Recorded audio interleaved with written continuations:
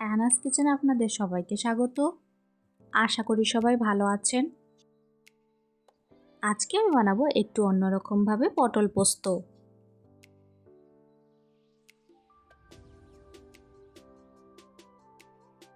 আমি আজকে 500 গ্রাম পটল নিয়েছি। ভালো করে ধুয়ে নিয়ে খোসা ছাড়িয়ে নেব।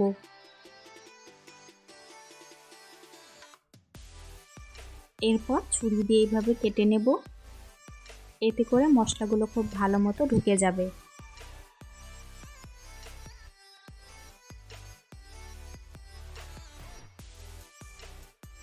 এরপর একটি মিক্সি জারে 4 চামচ পোস্ত,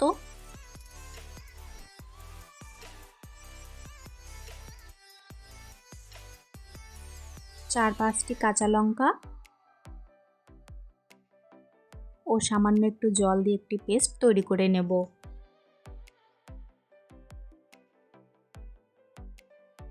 পেস্ট তৈরি হয়ে গেছে। এখন একটি কড়াইতে 2 টেবিলস্পুন তেল দিয়ে ভালো করে গরম করে নিয়ে সামান্য নুন ও হলুদ দিয়ে দিব।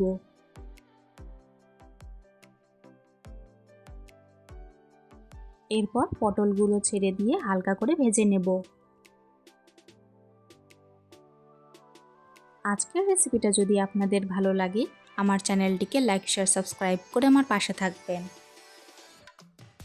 হালকা করে ভেজে নিয়েছি, এখন একটি পাত্রে তুলে রাখবো। ওই তেলে 1/4 টিস্পুন কালো জিরে ও হলুদ দিয়ে দিব।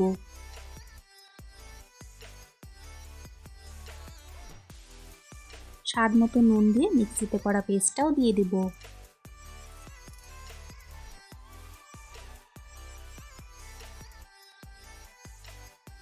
ভালো করে তেল ছাড়া অবধি কষিয়ে নেব।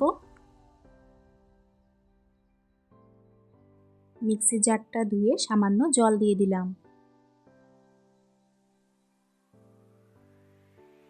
ভালো করে 4-5 মিনিট মতন কষিয়ে নিয়ে ভেজে রাখা পটলগুলো ছেড়ে দেব।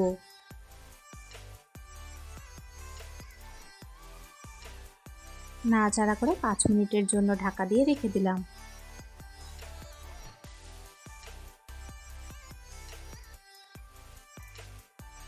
পাঁচ মিনিট পর পটলগুলো প্রায় সেদ্ধ হয়ে এসেছে, আর একটু ভালো করে নাড়াচাড়া করে দেব।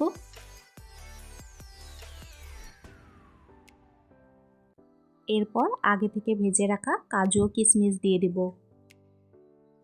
এইভাবে পটল পোস্ত বানালে গরম ভাতে আর কিছুই লাগবে না। কাজু কিশমিশ দিয়ে আরও 1 মিনিট মতন কুক করে নিলে তৈরি হয়ে গেল আমাদের আজকের রেসিপি, খুবই টেস্টি পটল পোস্ত। রেসিপিটি কেমন লাগলো অবশ্যই কমেন্টসে জানিও। আমার রেসিপিটি ফলো করে এভাবে একবার পটল পোস্ত ট্রাই করবেন, আশা করি ভালো লাগবে। আজকের ভিডিও দেখার জন্য আপনাদের সবাইকে অনেক ধন্যবাদ। সবাই খুব ভালো থাকবেন।